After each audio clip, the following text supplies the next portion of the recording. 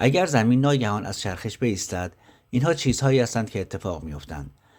اول، هر چیزی در اطراف خط استوا با سرعت 1670 کیلومتر بر ساعت مساوی سرعت چرخش زمین در این ناحیه به طرف شرق پرتاب می شود. این تجمع نیرو موجب آزاد شدن امواج غولاسای جزر و مدی می شود که هر چیزی را در مسیر خود جارو می کند و می برد. سپس شکل تخم‌مرغی زمین که حاصل چرخش آن بوده است به طرز چشمگیری تغییر می کند و مجددا جاذبه آن را به شکل کروی در می آورد که این خود موجب زمین لرزه های بی نهایت شدید می شود. جزر اقیانوسی حاصل از کشش ماه غیر قابل پیش بینی می شوند و اکوسیستم های دریایی را برهم می زنند.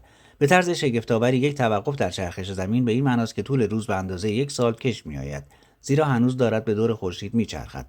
یک سمت سیاره به طرف حرارت دائم و سوزان خورشید برای حدوداً 6 ماه و سمت دیگر به طرف یک شب یخزده برای همین مدت قرار می‌گیرد.